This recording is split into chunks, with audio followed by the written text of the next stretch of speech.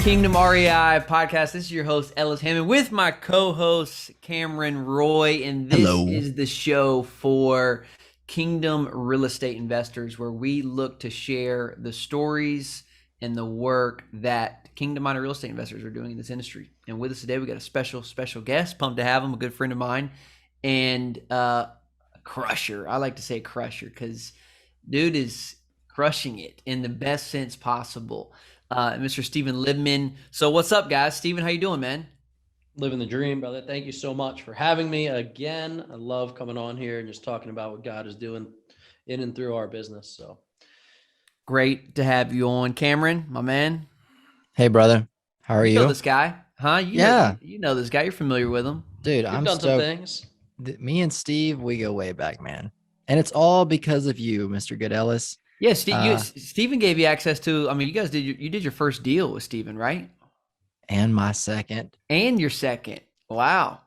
Dang. Yes, sir. But Hey, you weren't kidding. Steven is a crusher. That's why I stick close to him, man. He's a great guy to have in your life, whether it's business, marriage, faith, whatever. Hey, let's talk about that real quick before we jump into Steven's story. I'd love to actually hear, just what that, like, how you brought value to a guy like Steven so that you could get started in this industry. I think it's an important question a lot of people have.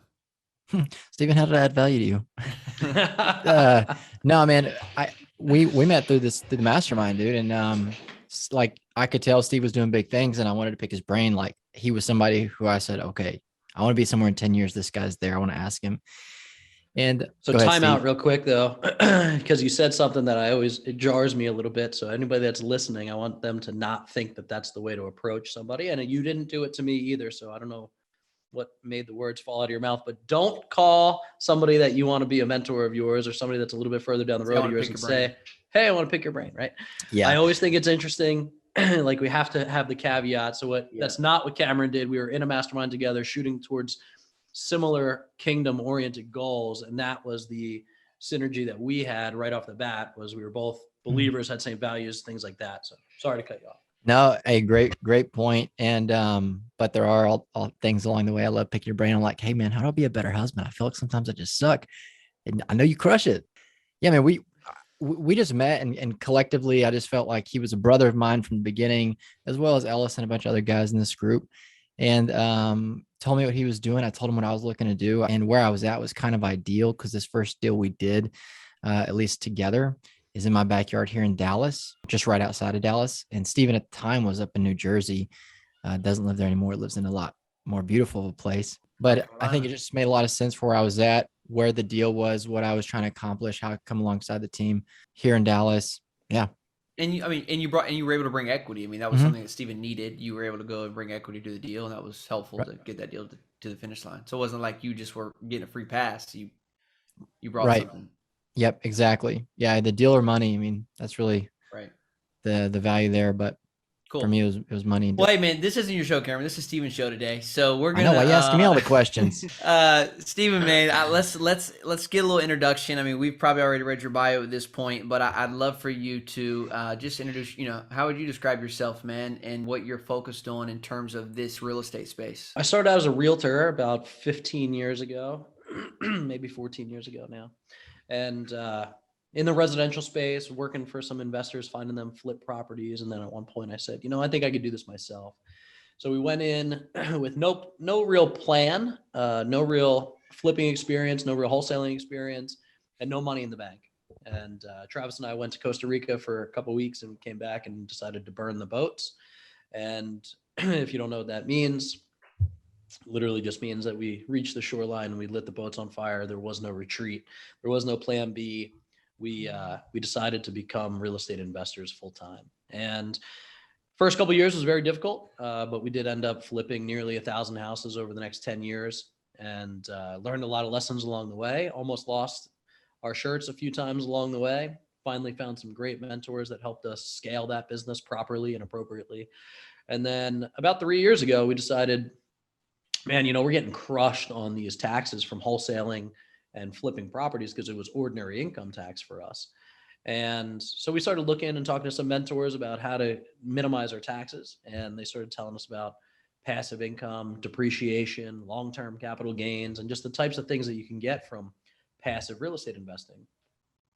And again, we went from doing 100 flips a year to shutting down that business, firing everybody, and pivoting into the multifamily space full time. We built about 400,000 square feet of self-storage in the first year that we were in business. About $40 million worth of deals. We've done over $150 million worth of deals in the last 30 months and raised about $52 million worth of capital. And we're just getting started. Yeah, sounds like it, dude. So multifamily is your game right now, or is it most? Is it? Have you gotten into other things too? Are you still doing self storage? What our fund, so we're starting a fund now instead of raising deal by deal. The fund mandate will allow for senior, student, storage, and multifamily. Oh wow! But most of the deals that we're seeing right now are multifamily. Well, man, one of the reasons why I wanted to bring you on this show, just because I've been following, of course we were in a mastermind together, and just you've clearly been a mentor to me as well, and been following your journey, and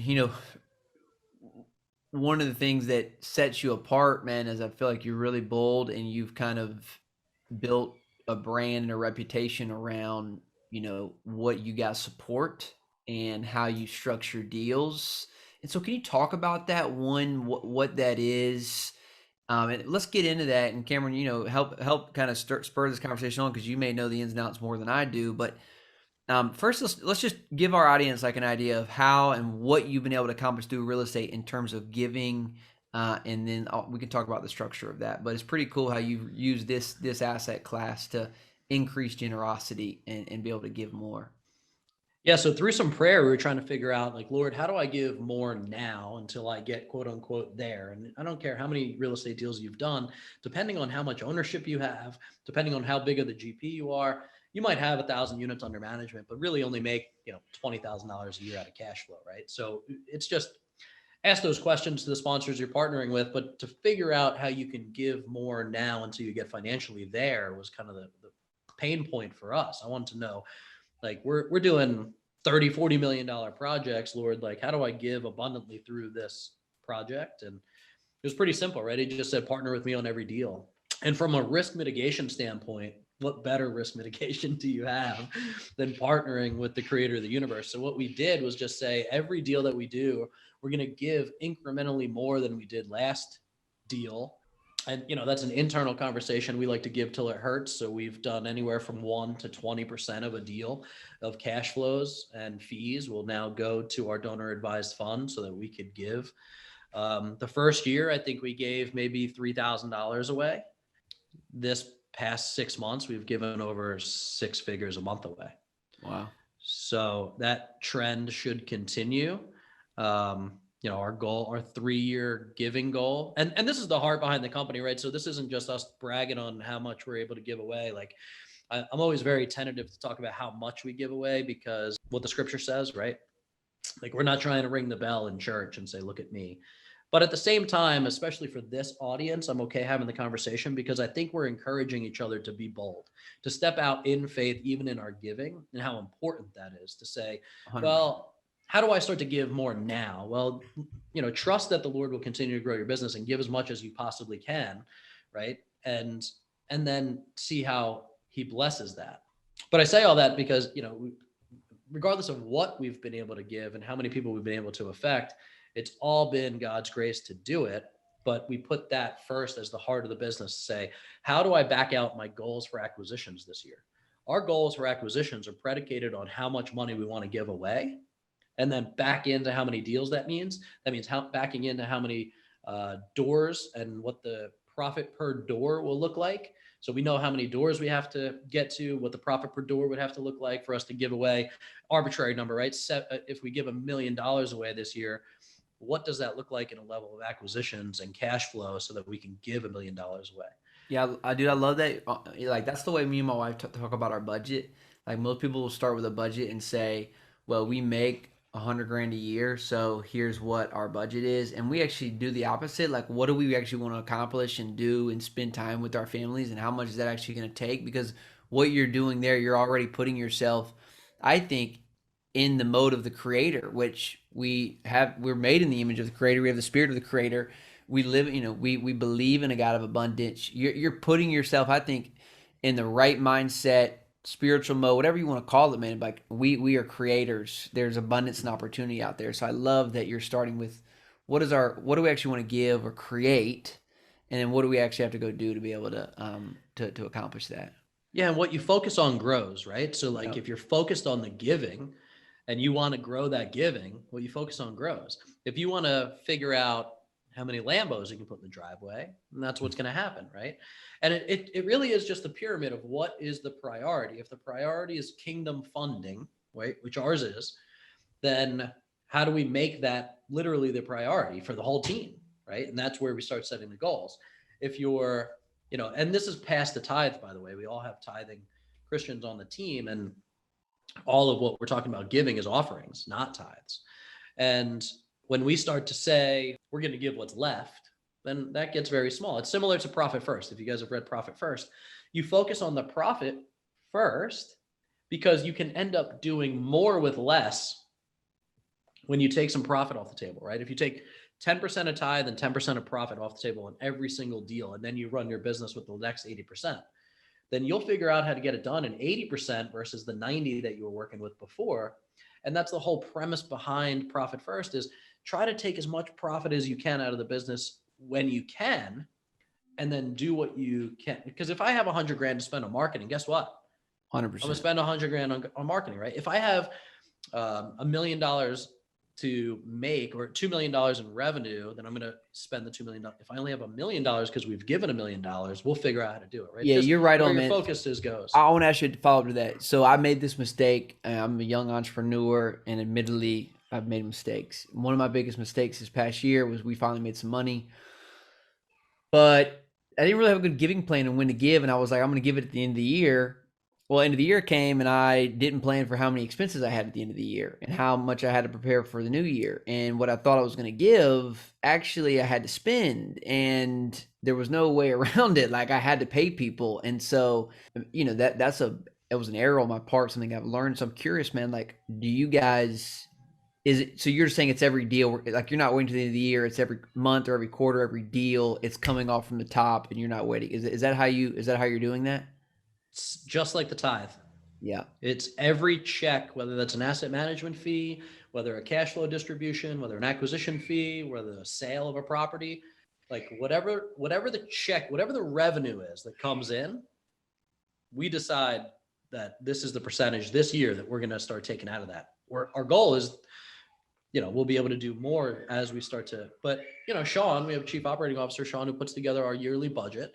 So he knows what the daily is, right? What the daily cost is to run our company. So when we have checks come in, right, and he has it budgeted out where, so this is going to be profit, right? So Steven and Travis get profit. Here's where the offerings go. Here's where the budget is. This overflow is going to stay in reserves. Like it's been complicated, and I get zero credit for this, right? We hired Sean on 3 years ago, and frankly, our business would be in a very different place if it wasn't for a guy that was minded towards that level of budgeting and planning. And like, that's just not me, right? Visionaries don't do that. We always think we're going to earn more money. We always think we'll be able to hit our giving goals, but there's no real plan attached to it. At least there wasn't for me for about 8 years. And then he came in and he gave us like, here's the budget, here's the plan, here's some cushion because I know how you are. You're going to go hire people. Here's your extra cushion for marketing because I know how you are. You're going to want to send extravagant gifts to your investors, right? Like he starts to understand the ebb and flow of how we've cash flowed through the business and where the hurdles were and how to insulate ourselves from those hurdles, but to make sure that the giving bucket is the first bucket. Steve, because I know what a donor advised fund is, but you're talking a lot about how vital it was to have Sean come in and kind of break that down for you guys. Was he the one who directed your company into a donor advised fund, or in the beginning were y'all operating? Because I love what you said, like, I'm just going to partner with the Lord. Did that at the beginning mean, okay, it's the end of the year, it's the end of the first quarter, we've got X, we've paid ourselves, let's go find who needs money, or our biggest heartstring, where's that at? How did that come to land for you guys on the donor advised fund model? The donor advised fund was simply a virtue of getting introduced to NCF and us seeing the value and how easy it was to keep track of our giving. Before, it was very piecemealed together, like, oh, as a visionary, I'm like, oh, I want to fund these folks. And he's like, well, how much do you want to give? And so what we started doing was on a deal by deal basis. We would say, all right, so we're going to buy this $4 million project and we're going to give this charity 2% of the general partnership. So whatever the general partnership gets, we're giving 2% of that general partnership to that nonprofit. Now, it got a little messy, right? Because you have heavy lifts that don't cash flow for 2 or 3 years. Mm-hmm. You have some projects that, if it's new construction, again, they don't cash flow. So there's like big pops in 5 years, and then they're waiting on this cash. So we decided, like, hey, through a donor advised fund, we can fund it as it comes in, get a stack of cash in there, and then go out to these nonprofits and say, hey, we expect over the next 5 years to give this, but this is what we're going to commit to over the next 5 years. And we would lower that number. So if we said we're going to give you $100,000 over the next 5 years, maybe we would give them $7,500 a year for 5 years, and the remainder balance when the balance came when we sold the property, right? Instead of giving them a windfall up front. And this is through research and development from our nonprofits. We always said, like, would you rather a $50,000 check today or $1,000 check a month to get you to $40,000, right? So we played the game. Like, if I give you less but more consistently, would you rather that, or would you rather $50,000 windfall? Every single one of them, without fail, wants consistency. So they all opted for the lower amount but more consistent checks because it helps them plan, right? From a business ownership perspective, I totally get that. They need to plan their budgets out. So we just made it really easy, and through the donor advised fund said, okay, this is what we can budget out. And now we have monthly giving through our donor advised fund. And, until more money comes in, we know where every dollar is going to go that's in that donor advised fund. Yeah. So I got a follow-up question. I want to, there's one thing. So, it sounds like, man, you just picked a profitable vehicle. God's giving you a generous heart, and that's been the real, it's not like there's any special structure to this, unless I'm hearing something wrong. You just got a great vehicle, real estate. God's giving you a generous heart, and you're carving out some of the upside to give more. Am I right in that? That's it. Great. That's helpful. It's really helpful. Second question. Let's get past the technical stuff. This is amazing. I just want to know what this is like, how this has transformed you, man, as a follower of Christ, as a business owner. Like you say, you want to give till it hurts. Just what has this done for you personally? What has it done for your team? And then what has this done for your investors? Speak to that, man. Just what you've seen over the last couple of years in making this decision and its impact just across the board. Well, it's changed me because I've always wanted to be an abundant giver, and I just didn't know how. So when God gave us the plan of how, it was such a relief because I didn't have to come up with the idea, right? I was like, oh, this makes total sense, right? And it's pretty easy because we have these deals. What it's done for the business in general, though, it changes the entire dynamic because our team is interacting with these nonprofits on a monthly basis, right? We have monthly calls with every single one of our nonprofits, and they come to us and give testimonies. So now they don't see this business as just the opportunity to make money for themselves and their families, right? They're a part of a ministry. They're a part of salvations. They're a part of feeding people around the world, saving girls from sex trafficking, digging wells in Western Kenya, and servicing 4,000 families. It takes the focus off of what I think the world teaches us, which is the material stuff, and it puts the focus back onto how is this business impacting the kingdom, right? And I think everybody wants to go. I think everybody wants to, you've been a missionary. I've never had the opportunity to, or taken the opportunity to, I guess is a better way to say that. But it just really wasn't my call. Like, I just never been called to a mission field. But I've been called to the marketplace, and I knew that.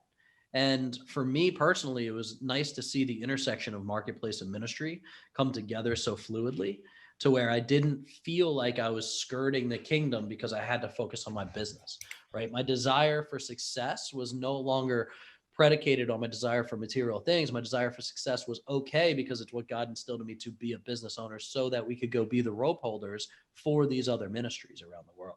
And yeah, my team is just, they're excited about what it is that we get to do. The vision has changed from, this is how profitable we want to be to this is why we're so profitable. So, it puts the why out there.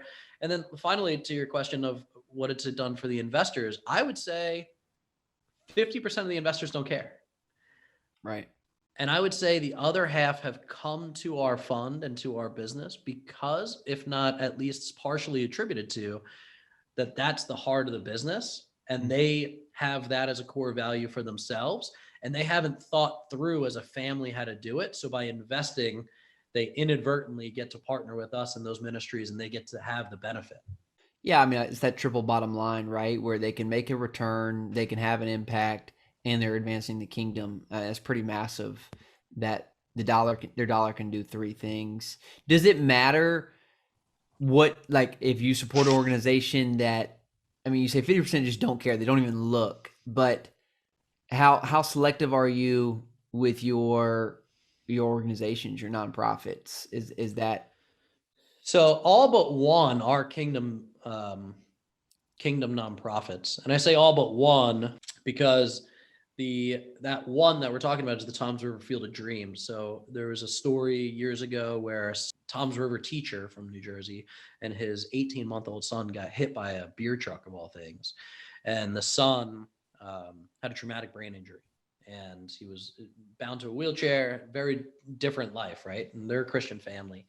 But they were trying to get to a park to get their son on the swings and all this other stuff. And there just are not that many handicap accessible parks. So Tom's River Field of Dreams is now partnered with Todd Frazier from the New York Mets, home run king, I think last year. He sponsored a wheelchair friendly baseball diamond, right? With that soft spongy material and stuff. And bocce courts and basketball courts and handicap accessible bathrooms with lifts and things so that you can lift other people onto toilets and stuff. I mean, incredible $3.5 million project that is opening in March, actually. And we sponsored that field. So we help partner with that nonprofit. So it's not overtly a Christian nonprofit. yeah, but it's kingdom work. Yeah, yeah, absolutely. And for me, I lost a brother of mine maybe 4 years ago now, who was severely handicapped. So that just tugged on my heartstrings. I had a heart for that. So that is the non-Christian, right? And I use that term loosely, but yeah, mostly it's ministries, and we're funding ministries that are literally going out and sneaking gospel into China and Thailand and all kinds of stuff. A lot of underground missionary work. But that is the focus, right? And outside of podcasts like this, I mean, you'll hear me say to my podcast too, like kingdom building nonprofit just kind of rolls off the tongue. I would say the non-Christians don't know what that means, right? Or don't seem to look into it very much. And I've had a bunch of investors that have called me and said, look, I listened to your, I'm not a Christian, but I appreciate what you're doing. And I love, I'll get behind what you guys are doing because you stand for something. And I would like to partner with you guys regardless. And I think that's a beautiful thing because I think that that'll continue to minister to those investors that aren't saved yet. Yeah. I mean, this is no small feat. You guys have raised a lot of money. How much have you raised in the last 2 years? I only know the 32-month number. It's $51 million. All private investors? Mm-hmm. That's pretty awesome, man. All retail investors. Yeah. So no like institutional $5 million check writers. I wish. Yeah. Thanks for the clarity. Hard to do at $100,000 a clip, but it's Steve, man, I just love that. I mean, I wasn't aware until I got around Kingdom REI and folks, guys like you, that you could do stuff like this. I was of the mindset too before of like, oh, in order to be generous, you need to be successful. And I go back to the Bible and I just keep reading this story, who gave everything. It's like, you just need to be generous to be generous. And I love this idea of you having just, God's this partner with me. And Tommy Nelson, a great pastor, says that, just because you're a Christian doesn't mean that God wants you to lean on a shovel and start praying for a hole. He's going to toss you that shovel and say, let's go. And so I, as long as I've known you for about 2 years, to see your business evolve, your giving evolve, the clarity on how you guys are going to do business to be more generous is so encouraging for guys like me. And I know plenty of other people, man, but to also challenge me like, okay, I don't need to hit these landmarks to be generous. I need to be generous to be generous. Mm-hmm. Yeah. And so, man, I just want to give you a round of applause. You've truly encouraged, inspired, and challenged me in that. And it's just been so cool to be your friend through it all as well. Yeah, But I well, I think appreciate what I that. appreciate, man, is like, you say you gave 3 grand the first year. It's not a lot, like, but now you're giving 6 figures a It was a month. lot for me at the time. Okay, that's a good distinction. But my point is that like it didn't start with 6 figures a month. Like you say, hey, we're gonna do this, and we want to, because what I think is the fear, man. I think I share this fear is like I don't want to be poor. I want to be able to provide for my family.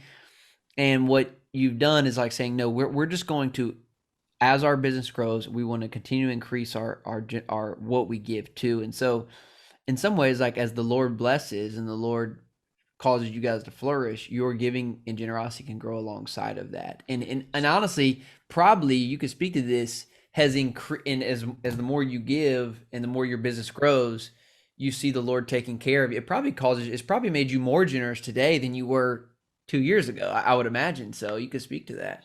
Yeah. So, I mean, to your point, right? You gave more than you could afford to give based on your budget this year because you have a generous heart.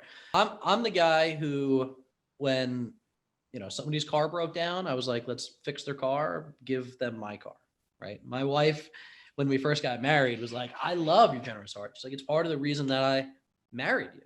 She said, but you have to grow in the grace of giving. You can't start at the end. Mm. You're not there yet. You can't give that yet, right? And I was always like, yeah, I'll give to that. It's like, with what money? I was like, I don't know, we'll figure it out. So she always taught me, like, over the last couple of years, I've been having a lot of conversations about what it looks like to grow in the grace of giving, because I think we want to achieve this level of giving that we set on ourselves for one reason or the other, because we've dictated it to ourselves. And as entrepreneurs, we set goals and we hit them. That's our goal, right? That's what we do. We keep a scoreboard. That's not what the Bible teaches, though, right? So it teaches to grow in the grace of giving. It teaches us to give till it hurts. It teaches that the rich guy who gives a little bit isn't as honored in the kingdom as the poor lady who gave a lot, right? And I'm sure when you comparatively think 3,000 to 100,000 a month, it's like, well, in what ratio, right? Along what level of spectrum is that growing in the grace of giving, right? Are you giving more percentage wise now than you were before? The answer is yes, but it's a bigger dollar amount too. And we had to learn to grow into that. So, and plan for it a little bit longer. Like, I wanted to give now, and Sean was like, we're sitting on this money for 6 months. I'm like, but that's kingdom money. He's like, it'll still be kingdom money, right? But we have to budget it out so that we know that we can fulfill our commitments to the other nonprofits. And so I want you guys to be bold, right, in terms of what you can give. And I know that God will honor it, but he doesn't want to put you and your business and your family in a financial strain so that you can give either. Because guess what? If the business goes away, Right. you can't give. So to grow in the grace of giving is good stewardship, and it's slower than we want. So is our business growth. That's okay. Right? So it's just growing in that grace of giving, being a good steward through it, not beating yourself up too much. Like, we just bought a beautiful home. We moved south. We live a very comfortable life in comparison to what it was 5 years ago. We're also doing much more abundant things in the kingdom to do so. So, it's the verse, pressed down, shaken together, pouring out, like it overflows, right? The blessings overflow. And that means that, we get filled up too. I'm not saying that we get filled up with Ferraris, but saying we get filled up so that we can give and give more abundantly. Yeah. Hey, I got one other question for you before we get out of here, man. Is one of the things we've talked a lot about, that's why I started a mastermind, is I've just always tried to elevate myself and elevate my mindset, elevate my activity. And the only way I know how to do that is just put myself around other people. I mean, what you have accomplished going from not being a real estate investor to flipping 1,000 homes to then getting into multifamily and raising what you've raised in a couple of years and now growing a team. What are you doing, man? Like, like you just, the speed in which you move at, like, what have you done to elevate who you are, Steven, so that, I talk a lot about this inside of our mastermind, like there's the three caps, the lids of leadership, or the lids of business growth. And those lids, your business can only flourish or grow underneath that leader. Like, and as much as that leader is growing, that organization can grow underneath that. What are you doing, man, to grow and raise the ceiling of your potential so that your organization has been able to grow underneath that. Can you speak to that specifically so that guys like me, guys like Cameron, people who are listening to the show can continue to elevate themselves? So, I mean, that's like step one, right? Is get around the people that are doing what you want to do, right? Cameron did the same thing. He was like, that's the type of stuff I want to do. Let's go see how I can add value to that and find some good partners. You know, mentorships, masterminds, those types of things are that changed my life, right? Figure out where you want to go, find somebody that's there and figure out how to partner with them or get around them. And paying for a mastermind is easily the fastest way to get there, right? I mean, because you're going to pay for it one way or the other. You're going to pay for it in mistakes. You're going to pay for it in time. You're going to pay for it in the mastermind cost. We regularly spend 6 figures a year on masterminds just so we could be around people doing similar things or better things or bigger things than we are. 3 years ago, I got into a mastermind where I was like, I just need to get 1,000 units under my belt, right? Now I'm in masterminds where the smallest guy outside of me has 10,000 units under management. Okay, what's that look like? And the restraints that you have are usually the same things. It's personnel, character traits, skills, and your core values, right? Or your faith. If you can, on a daily basis, take time to work on those things, right? Identify the personnel. Who do you need, right? I used to think the whole idea of I can't afford to pay them was real. And I did it for 10 years. Now I can't afford not to pay people because I want the top talent, rockstar A players. Otherwise, I have to learn that skill. So it shifted my mindset to I could either pay for that skill with the personnel that I'm hiring, or I have to pay for it in my time to learn the skill, hire somebody without the skill, train that skill, or I could jump the line, right? And the guy we were talking about before this started, like his pedigree is way further down the line than mine. Well, hire that guy, right? Like, and it makes sense. And yes, you need some revenues to do it, or you can get really creative with your comp plans. And that's a whole different topic. But behavior, skill, personnel, or character, skill, personnel. So skills, you hone your skills, right? Figure out what your business is missing or what you need to hone your skill on. I'll tell you right now, as a business owner, it's always leadership. If you're a business owner, regardless whether you have 1 employee or 150 employees, you should be spending an hour a day figuring out how to be a better leader. Servant leadership is a real thing that's talked about very much in the Bible, and you can figure out how to do that and spend time making sure that you're spending time doing that. Again, this was one of those things where I didn't think I could afford to spend an hour reading books on leadership development, personal development, business development. That's not true, right? Warren Buffett spends 6 hours a day reading, 2 hours a day doing stuff. Like, you need the skills. So you need to learn those skills. And that can only be done by spending the time listening to books, reading books, listening to podcasts, etc. Spend time in the Word every day. Partner with God. Make sure that He starts your day. And if He doesn't start your day, make sure that you get Him into the day, right? For years when I started this business, God was last on the priority list. So I would wake up, I'd go to the gym, I'd come back, I'd read leadership books, I'd dive into my day, I'd go through all the stuff that I need to get into. And I had a heart for the Lord. I still went to church. I was still a believer, but I didn't put what He wanted for my business first every day. And now we start every L10 meeting with our team with prayer. We start every same page meeting with all of our team members with prayer. Like we try to remember to keep God first in the business because it's truly His. Cameron, what else you got, man? Steve, I got one more question for you. I know Ellis had one. I have one too. And I just wanted to gain your insight. I heard this quote recently and it's been rattling around in my brain. And I want to run it by somebody like you, has done quite a bit, is a little bit more seasoned than me.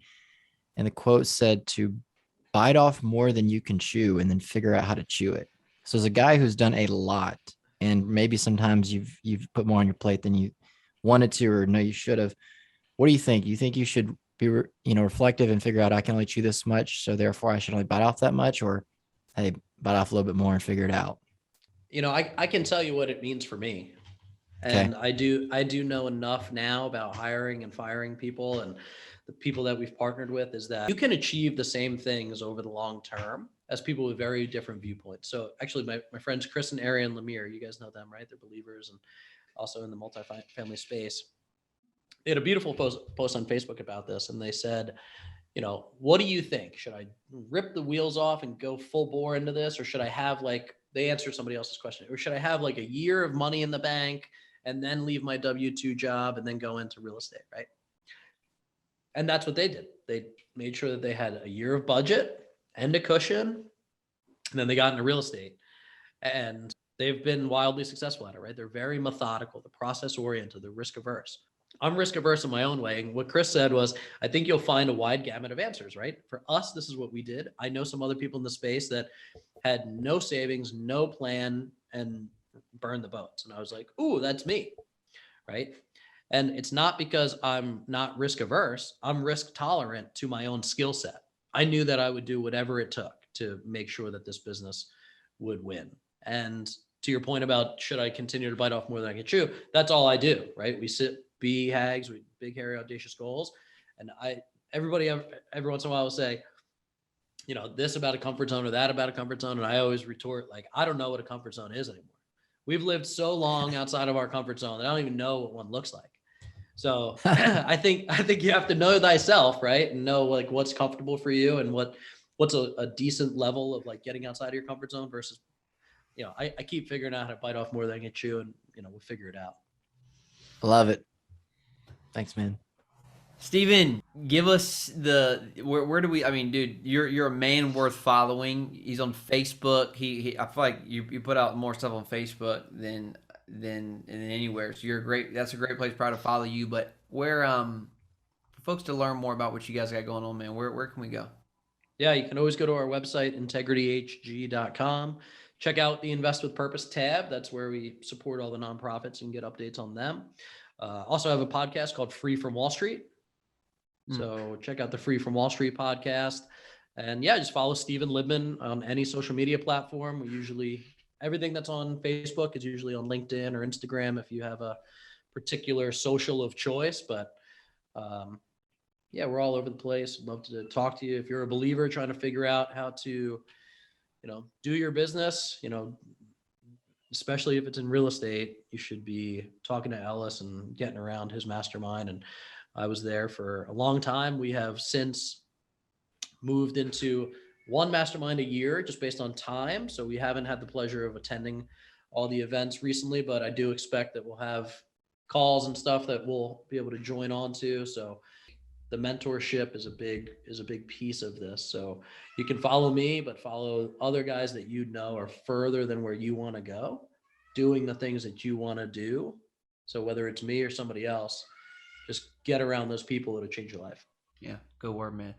Hey, let's pray, man, before we get out of here. Let me just pray for you, dude. I always like to start that way, but today we're going to finish that way. So, God, thank you so much for our brother Steven. Thanks for the work that you're doing, not just in his business, because it is clearly a work of you, but the work you're doing inside of him, creating a spirit of generosity. Like that is such a bucking of the world that, God, can only be of your spirit. When the world calls us to want to accumulate and to store, here's a man saying, no, we want to give. And so, God, clearly that's a work of the Holy Spirit. It's a testimony of Christ. And so we thank you that you would do that in the hearts and lives of men like Steven, and pray that would just be a contagious spirit from this podcast show that would ignite in the hearts and minds of people listening across the country. And that, Lord, this would be the most generous generation that has ever lived, has ever existed, because clearly it is the most abundant, most wealthy generation. Lord, may we also be the most generous. And we pray this in Christ's name. Amen. Amen. Amen. All right, guys. Yeah, good chat. Thanks, Steve. Appreciate Fun it. as always. Thanks for having me.